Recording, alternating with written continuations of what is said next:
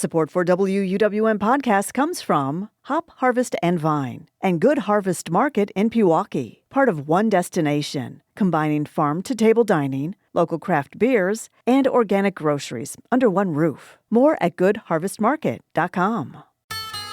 From 89.7 WUWM, Milwaukee's NPR, this is Lake Effect.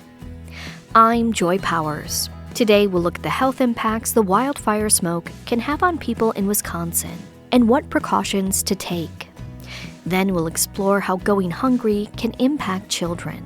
79% of households that receive food share, SNAP, contain a child. Plus, we'll share some tips on how to safely observe and care for caterpillars and butterflies in your backyard. Sometimes folks are trying to help very specific species of butterflies. And if you want to help a certain species of butterfly, you have to put out the host plant that it needs. All of that is coming up on Lake Effect.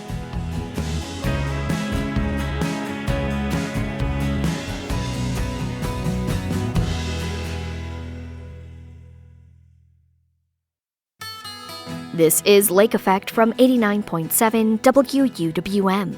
Milwaukee's NPR. I'm Joy Powers, and thank you so much for joining us.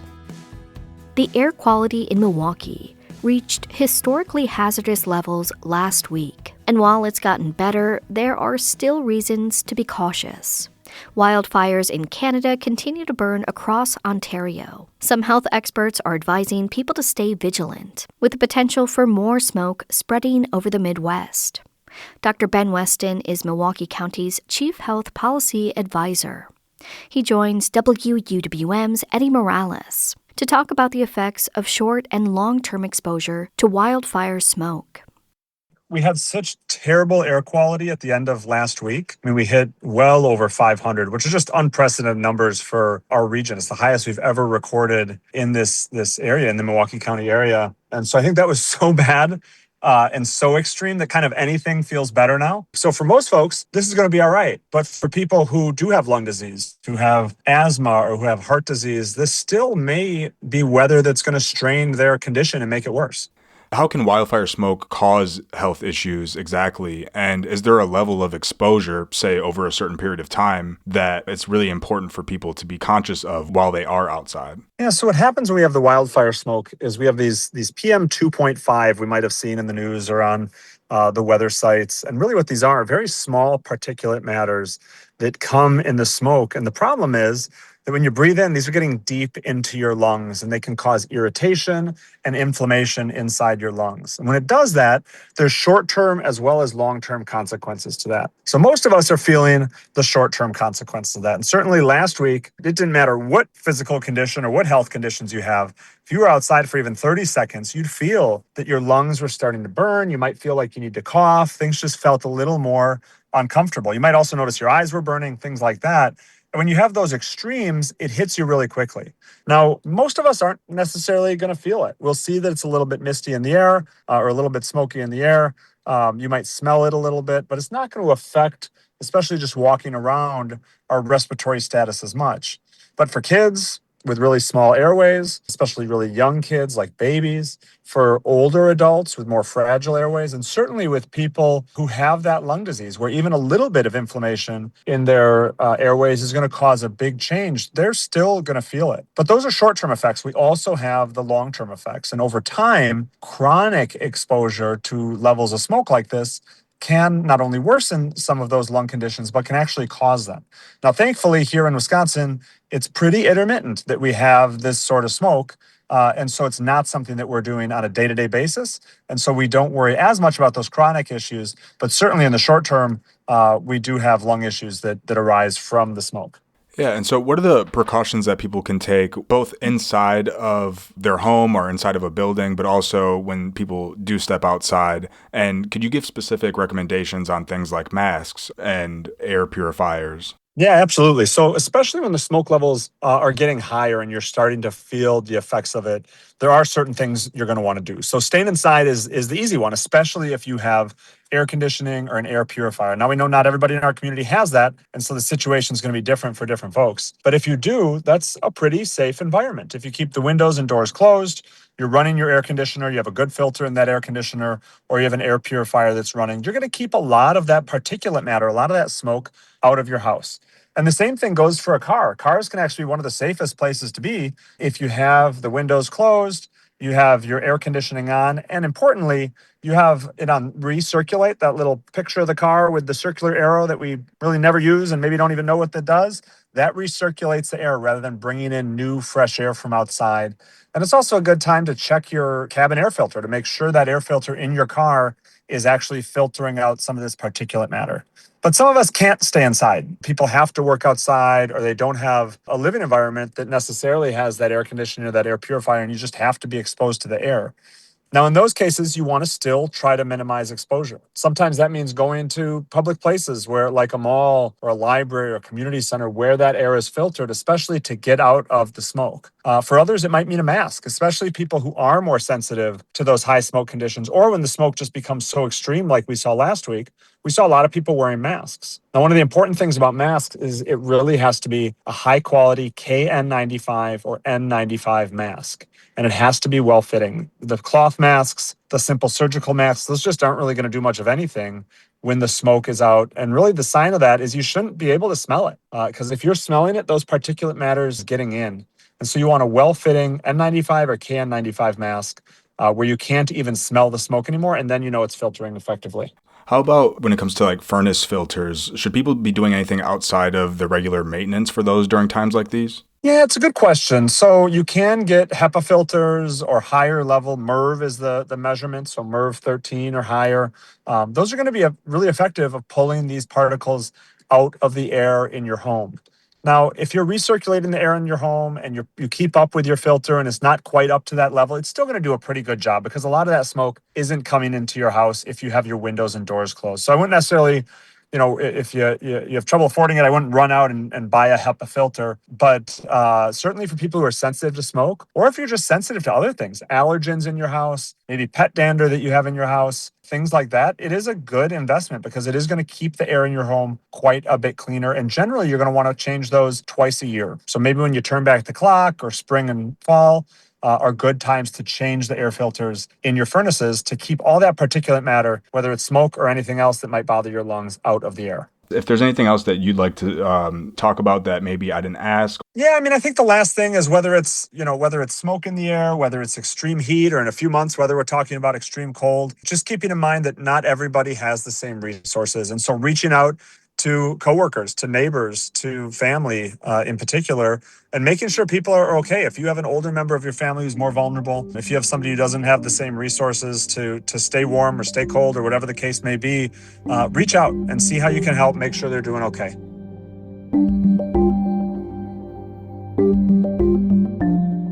Dr. Ben Weston is Milwaukee County's Chief Health Policy Advisor. He spoke with WUWM's Eddie Morales.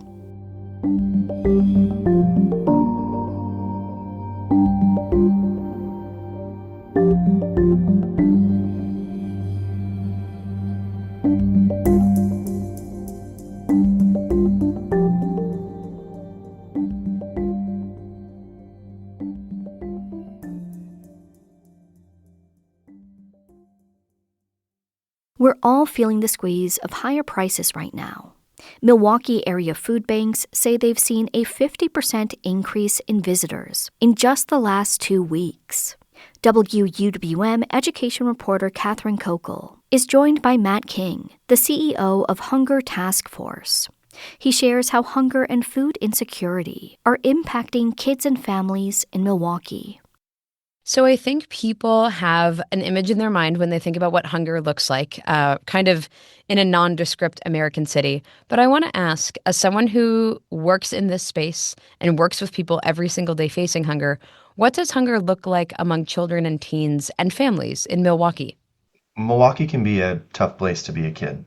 In Milwaukee, 1 in 4 children lives in poverty. Of those, 1 in 4 are under the age of 5. And so in Milwaukee in particular, we have a high rate of poverty amongst young children, with young families that are struggling to make ends meet.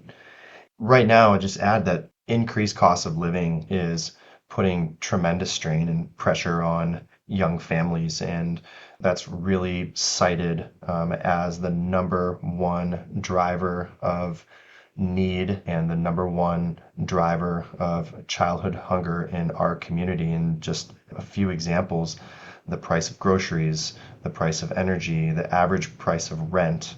All of these over the past 5 years have gone up significantly, and wages haven't kept up. And so the majority of people who are seeking food assistance and who need food assistance are working lower paying jobs whose wages have not kept up with the tremendous increase in cost of living that we've seen. And we can see this reflected in the demand for food assistance. Over the last 2 years, Hunger Task Force has seen an increase of over 50% in visits to our food pantry network. And statewide, over 180,000 households each month are going to food pantries looking for some food assistance just to get through the month. For a lot of young families, the way that that really presents is people feeding their kids before themselves. People are going hungry in order to be able to feed their kids. People are skipping meals in order to make sure that their kids are fed, or people are skipping whole meals as a family so that they can keep a roof over their head. I wonder, we were talking specifically about the very youngest of our residents here in Milwaukee having the highest rate of hunger. And that's a little bit different because those are young children that rely on a parent or a caregiver to provide every meal. They're, in some cases, too young to be in school. I wonder if you could talk a little bit about some of the different places that kids have access to food at all age levels until they reach 18. Where are the main places that Milwaukee kids are eating? Yeah, and when we're talking about families who are living in poverty, it's important to understand what that means for a family of four.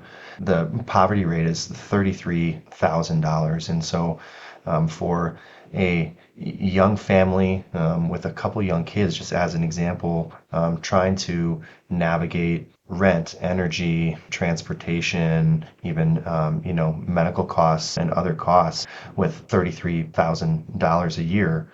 That's a tough proposition, and so it's why programs like the SNAP program and the WIC program in particular for that younger child are so important. SNAP is one of the most effective tools that we have as a community and as a country to address childhood hunger.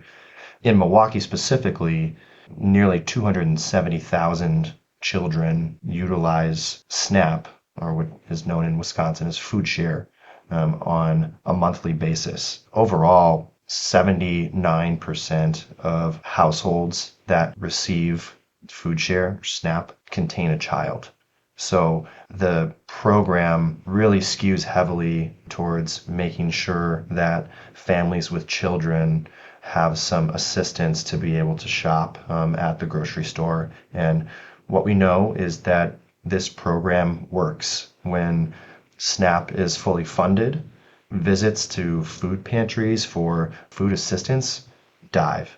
And when the program is not well funded, food pantry visits spike. And we've seen this throughout the time.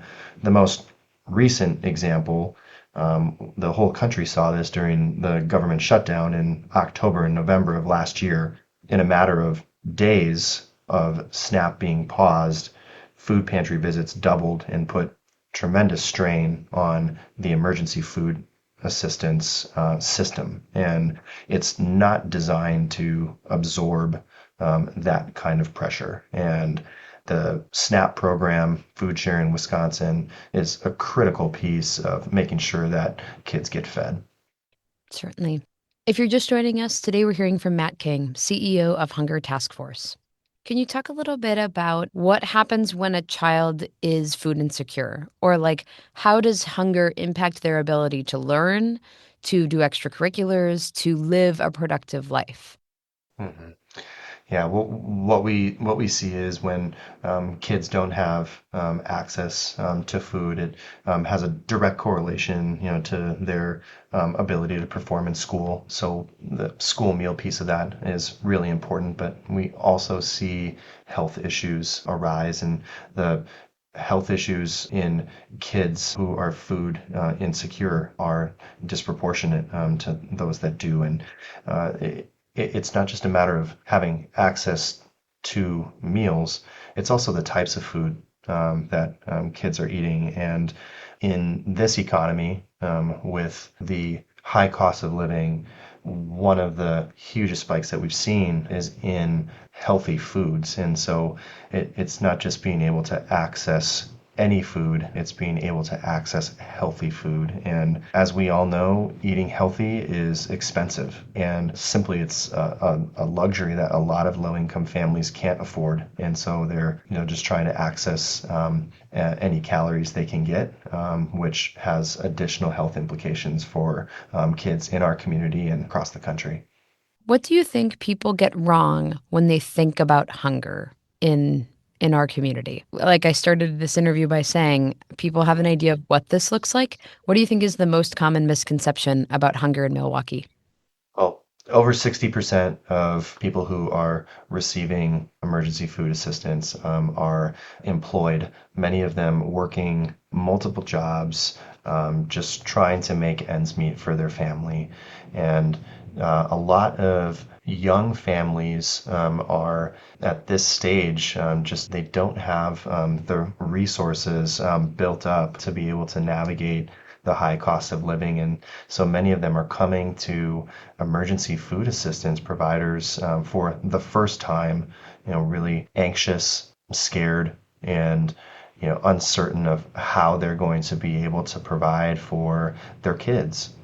And what people need to know is that these are good people, and they might be your neighbor. And we have a responsibility as a community to help them. And so when a family comes for food assistance, they're going to be met with compassion. Their dignity is going to be a priority of people serving meals, and they can expect that they're going to have access to healthy food. So I think the biggest misconception is just how hard it is right now on young working families to make all ends meet for their kids. Obviously, there's a bigger conversation about so many of the pieces that you talked about, but thank you so much for talking to me about this today. I really appreciate you taking the time, though. All right. Thanks, Katie. Appreciate you.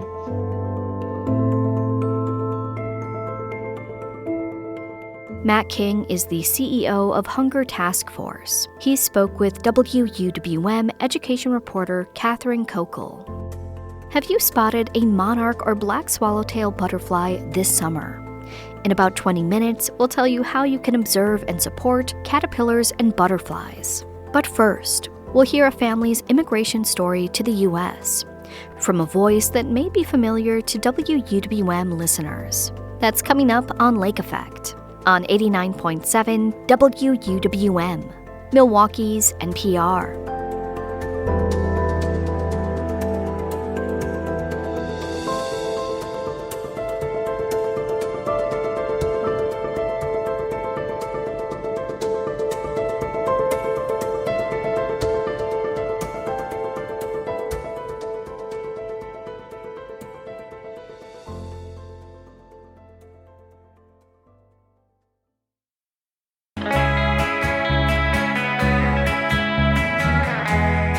You're listening to Lake Effect on 89.7 WUWM.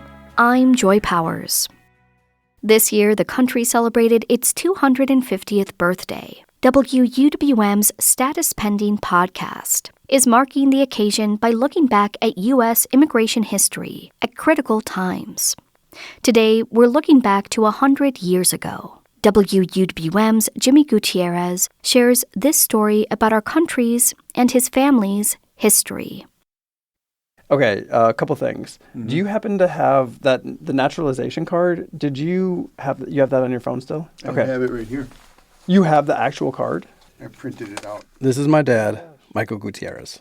I didn't expect to do this story with you, but then you sent me the naturalization card, which is wild to think about that we have record of our family being naturalized in this country, but then also that it lands 100 years ago. Yeah. This card belongs to my dad's grandpa and my great-grandpa, Ramon Serrano, who came to the U.S. from Mexico 100 years ago on June 3rd, 1926.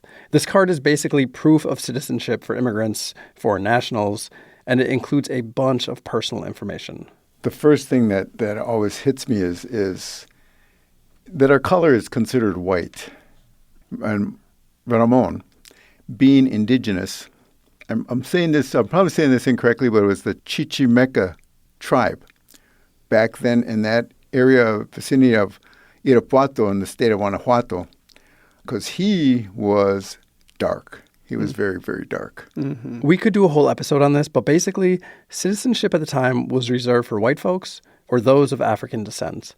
But looking at this card, it's my first time seeing it too, and I'm learning a ton about Ramon. Like how tall he was. He was 5'3". Yeah. So yeah, but so we got his height. Yeah, but he was always a big man to me. How so?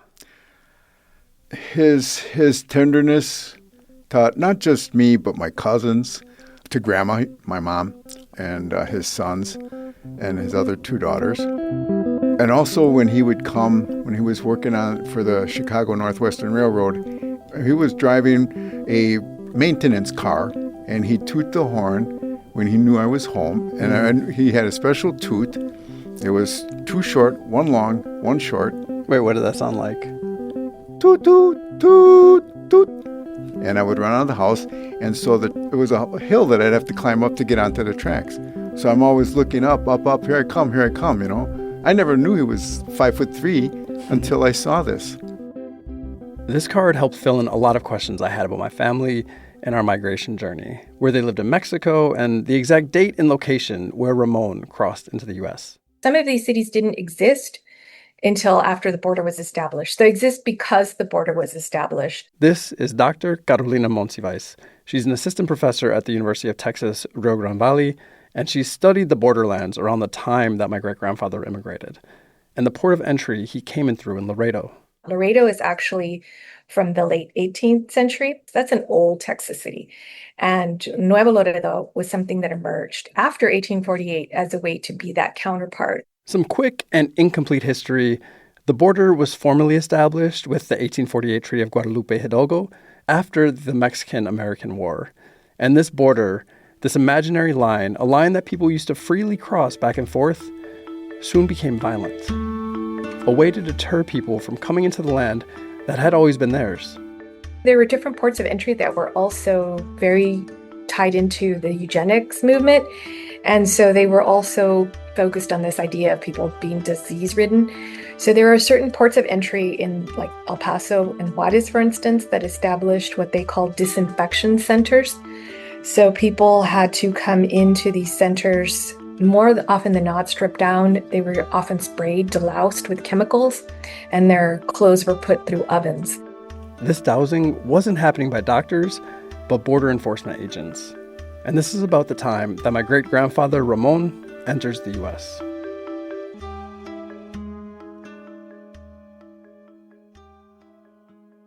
There are stories I've heard about mi bisabuelo Ramon Serrano from my dad. I even have a few treasured pictures of him. I knew he was indigenous and tall in character, but I didn't know that he was the first in the Serrano family to come over. So he entered first to start the process rolling for his wife and his firstborn. His son Raymond was born a year earlier in 1925. Because they, as a family, entered the United States in 1927. And that was typical, you know. Somebody goes first and gets everything all situated for the family to come over. At the time that he was coming, he likely would have had to go just to enter the United States, he probably had to go through the consulate, like the embassy. It makes sense that he would have gone through a major port, Laredo, and maybe initially, he did some agricultural work. Ramon spent a year in Laredo before moving to Milwaukee with the family, and Carolina was spot on. When he first found work, it was working on the farms. And then he also found work working on the railroads in Texas. I knew Ramon was from Irapuato, had no formal education, and coming over for work was the only option that he had to provide something better for our family. But what drove other Mexicans? Carolina says there were a bunch of different reasons at the time. First of all, at the turn of the 20th century, Mexican President Porfirio Diaz modernized the country. This was kind of his thing, order and progress. The country built railways, relationships with foreign nations, developed major metro hubs, but it also brought with it profound poverty to a working class that was already struggling. Then a few years later, the Mexican Revolution breaks out. Over that 10-year period, about 1 million Mexicans enter the United States, fleeing the violence.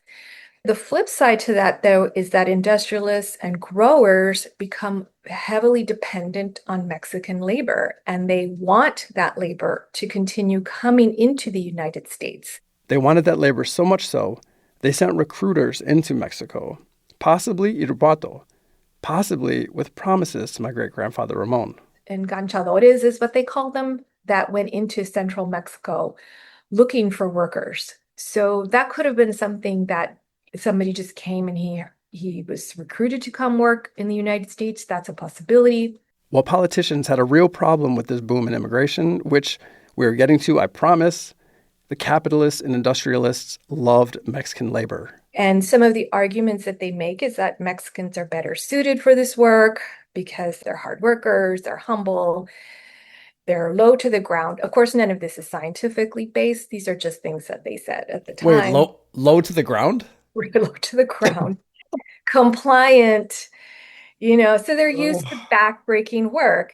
What was it like for him to go through this process to get naturalized in the first place? It feels like he's in the midst of a lot of change when it comes to the borderlands. Well, there are many factors that can contribute. So I'm looking at it now, if he was working on the railroad, that would make it easier for him to do that, because this was a very powerful corporation. What I always found interesting about railway workers is that these corporations were much more interested in having a stable workforce. Railroads and railways were one of the few industries at the time that wanted permanent workers, even encouraging the men to bring their families over. But not everyone felt this way. Most industries loved the fact that workers came here part-time, made their money, and went back to Mexico. The idea of immigrants coming to the U.S. and staying has always been a problem for some. After World War I, President Woodrow Wilson was the first to militarize the border, sending troops to patrol. Carolina says he was also the first to weaponize the borderlands terrain. Deter traffic into areas that were more difficult to cross, like the desert or mountains. So they could actually use the natural terrain as a way to deter people from coming into the United States. A few years later comes more big changes. The immigration law of 1924 is intended to not only increase these requirements that they are establishing at ports of entry, but they want to place quotas on these countries. At the time, besides Mexicans, the U.S. was worried about European immigrants who would come into Mexico and try to enter the same southern ports of entry, like Laredo and El Paso. This category of illegal alien is created. Though many people who are coming in are not Mexican. They're actually coming from other places that were placed under this quota system. Immigration from Asia was also essentially banned. And pretty importantly, this is when the Border Patrol was created. A few years later, in 1929, the Undesirable Aliens Act is passed. And so what this did for the first time was to criminalize crossing over the U.S.-Mexico border if they were not entering through a legal port of entry. So for the first time, it made something that Mexicans and Mexican Americans had done regularly a crime.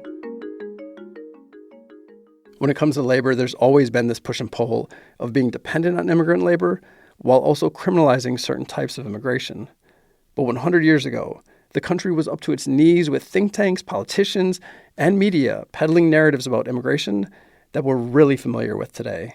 One thing that they pretty commonly would say was that this population cannot assimilate into the United States. They don't hold the same values. They come from countries that don't understand democracy.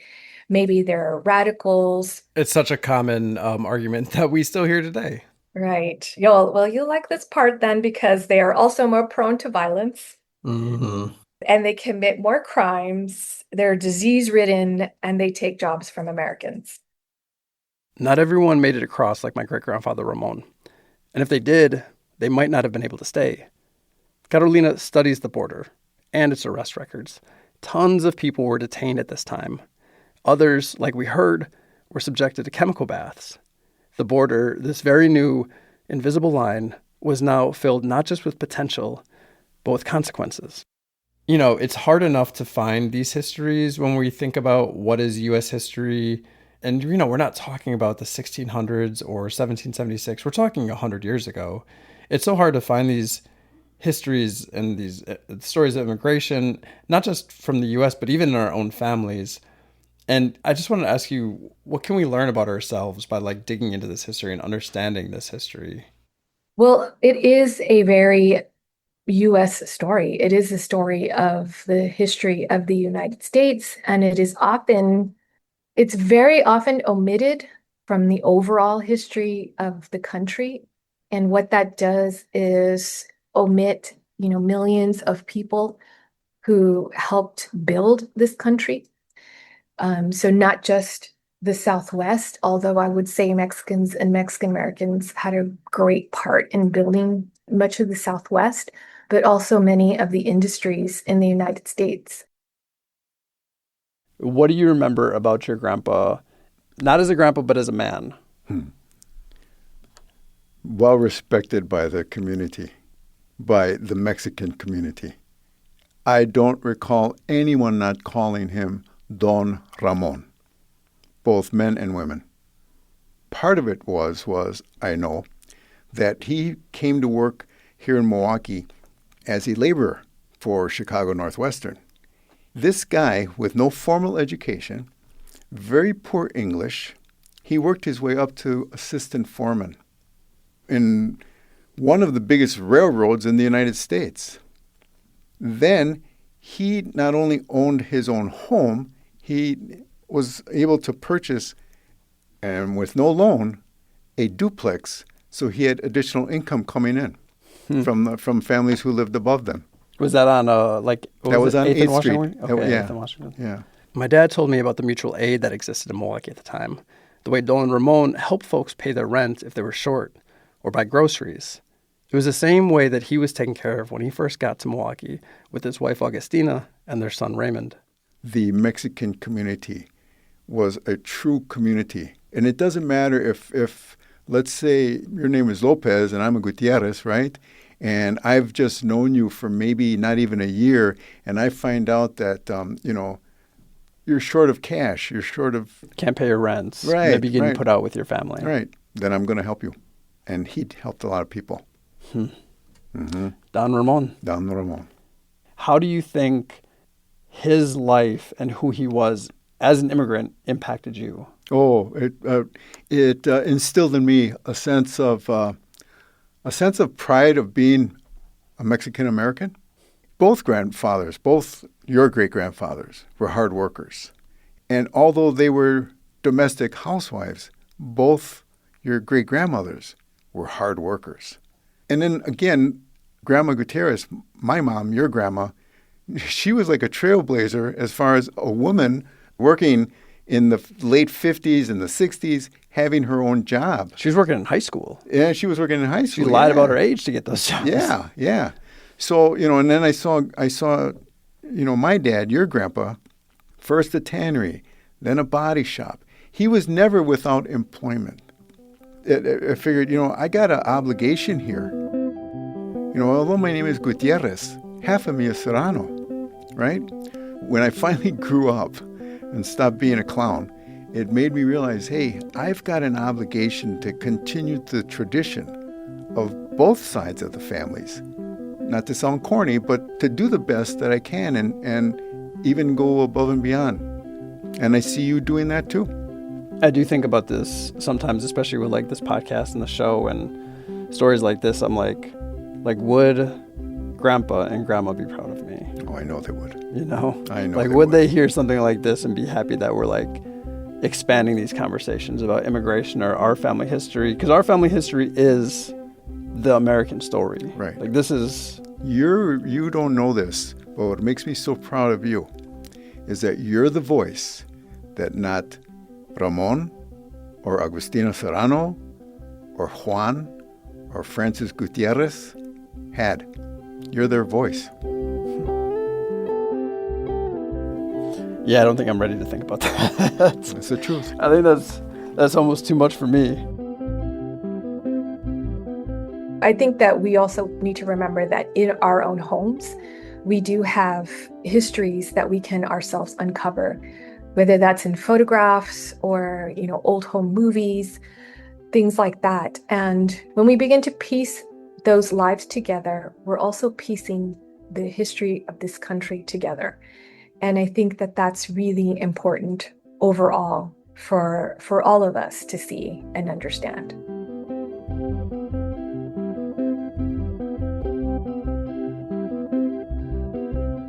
That was WUWM's Jimmy Gutierrez, speaking with his father, Michael Gutierrez, as well as Dr. Carolina Monsiváis. This came from WUWM's Status Pending podcast, which you can find wherever you like to listen. Lake Effect is also available as a podcast. Find it where you get your podcasts, then subscribe, download, and listen on demand. Still to come, we'll share tips on how to safely observe and care for backyard caterpillars. That's next on Lake Effect on 89.7 WUWM, Milwaukee's NPR.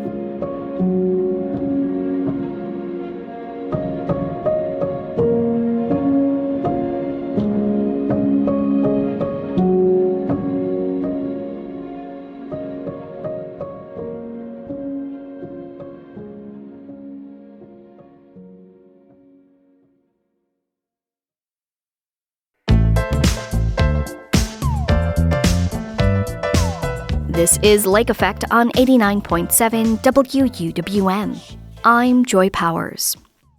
Whether you have an apartment patio or a sprawling backyard full of plants, it's a wonderful time of year to observe insects.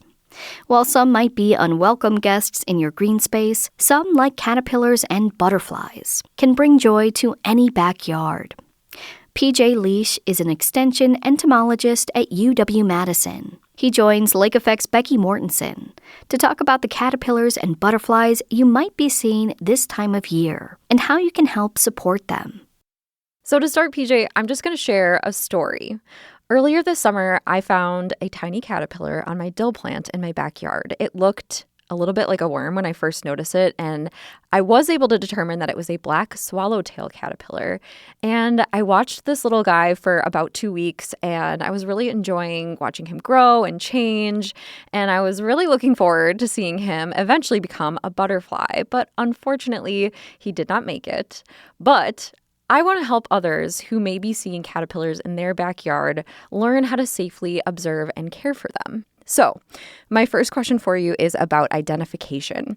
There are all kinds of apps and like AI you can use to identify plants and animals. So, if someone does spot what they think is a caterpillar in their yard, what is the best way to identify that caterpillar? Yeah, that's a great question. Sometimes you will bump into a caterpillar that can be very conspicuous and can be easy to identify through various field guides and guidebooks. But there are also, as you mentioned, some apps that can do a decent job at identifying insects. I will say, though, there are a lot of caveats associated with identifying insects such as caterpillars.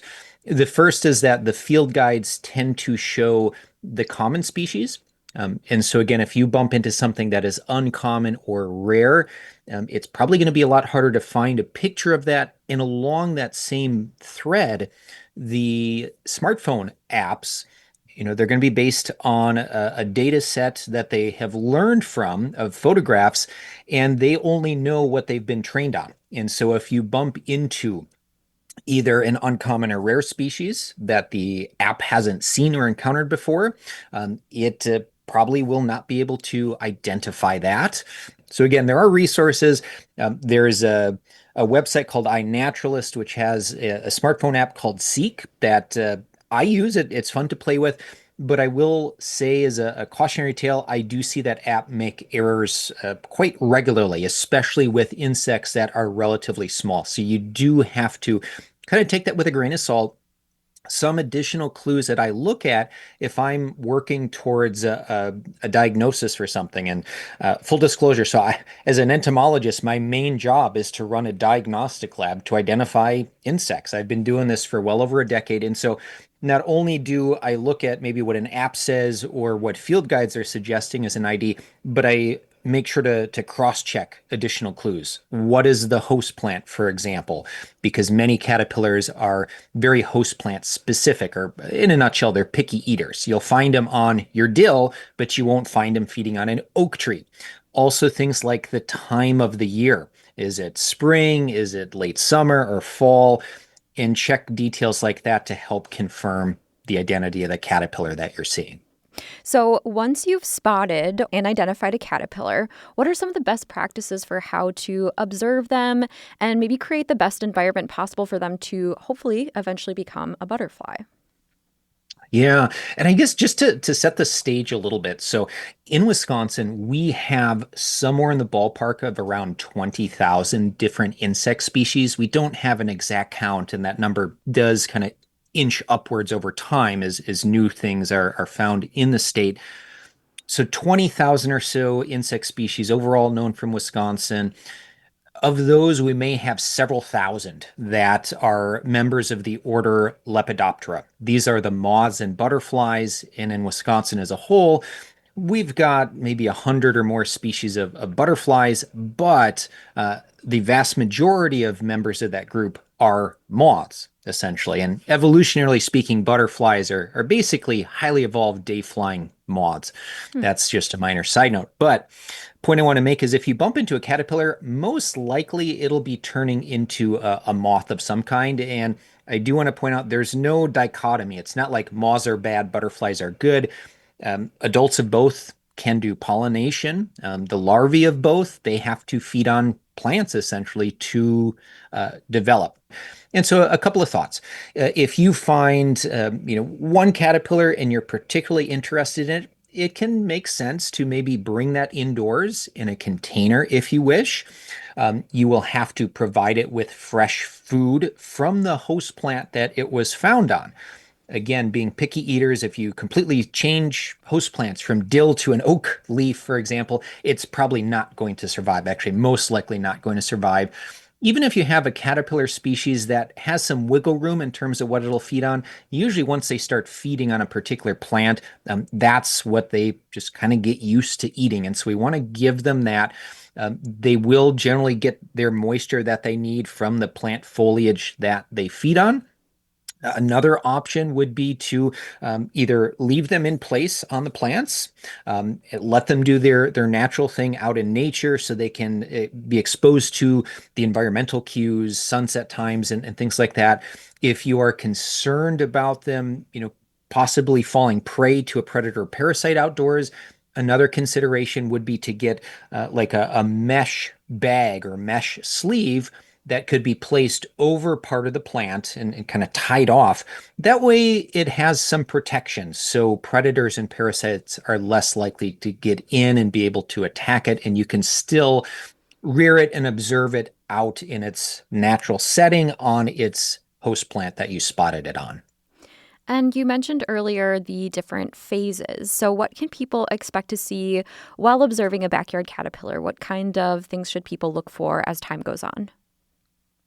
Yeah, so it'll depend a little bit on a species, but when we talk about both moths and butterflies, this group we call the order Lepidoptera, they go through complete metamorphosis. So they would start out as an egg, generally laid on a host plant. And in adult females that lay those eggs, they have ways to essentially gauge the health of that plant, make sure it's going to be a good bet for their offspring to survive on. And so they'll lay eggs. The eggs will hatch usually a short while later, might be a few days or a week or more.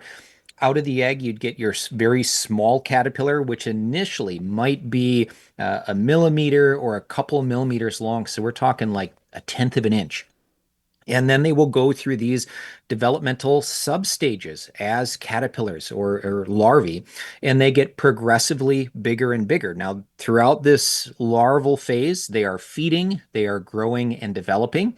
When they are young caterpillars, early instars, they essentially have small tummies. They are not consuming that much leaf material. As they get to the later instars, maybe a fifth or sixth instar, they reach this tipping point. And the analogy I make, it's like folks get to be their teenage years and all of a sudden they can consume an entire large pizza because they're just hungry. They're growing. And same thing goes on with caterpillars. So they will do most of their feeding, like 80 to 90% of their feeding in those later instars. If it is a pest species, that can mean that it seems like the damage shows up almost overnight. Long story short, though, you have the caterpillars or larvae, they feed, grow and develop. They get to that pupal stage.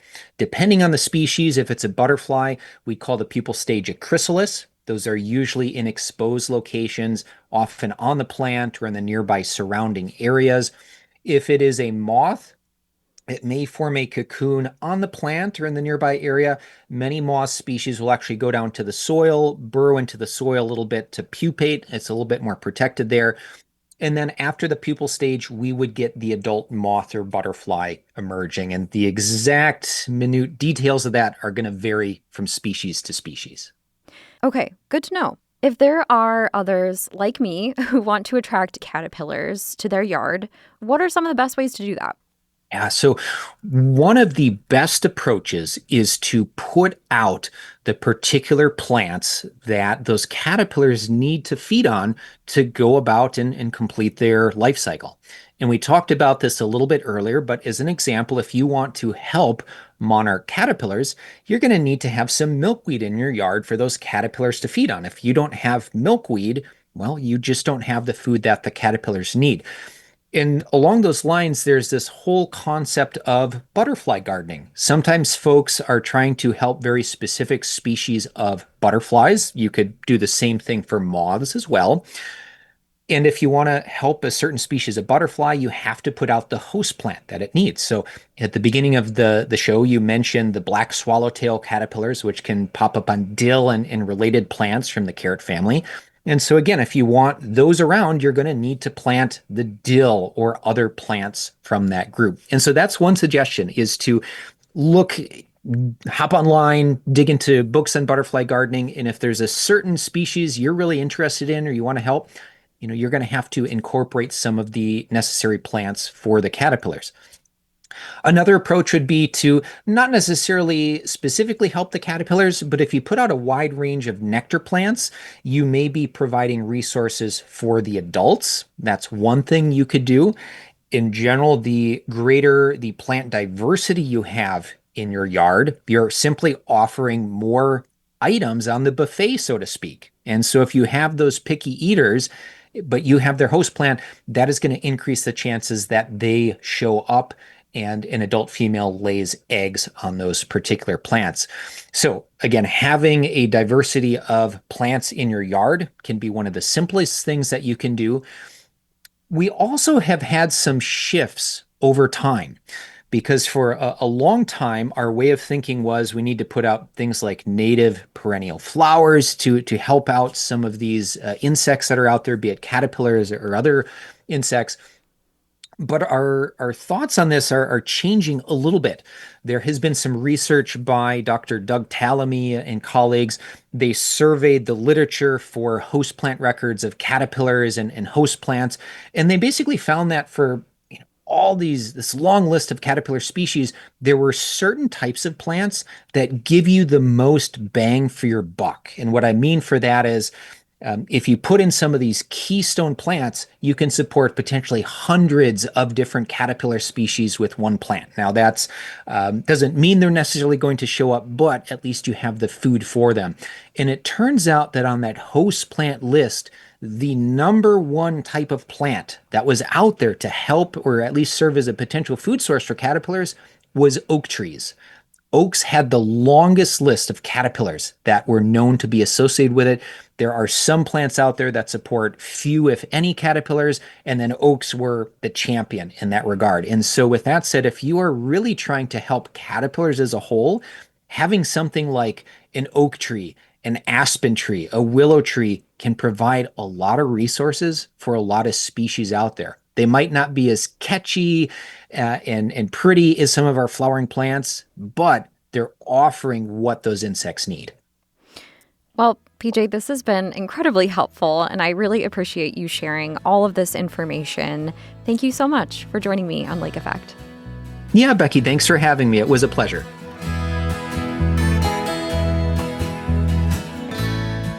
PJ Leash is an extension entomologist at UW-Madison. He spoke with Lake Effect's Becky Mortensen. You can find more tips on how to help butterflies thrive at wuwm.com. And that wraps up today's show. Thank you so much for being here with us. I'm Joy Powers. If you missed any of Lake Effect this week, you can find all of our conversations at wuwm.com. If you'd like to take the show on the go, you can download the Lake Effect podcast wherever you get your podcasts. Tomorrow on Lake Effect, we'll tell you about House of Headlocks, a professional wrestling school based right here in Wisconsin. Thanks so much for joining us on the listener-supported 89.7 WUWM, Milwaukee's NPR.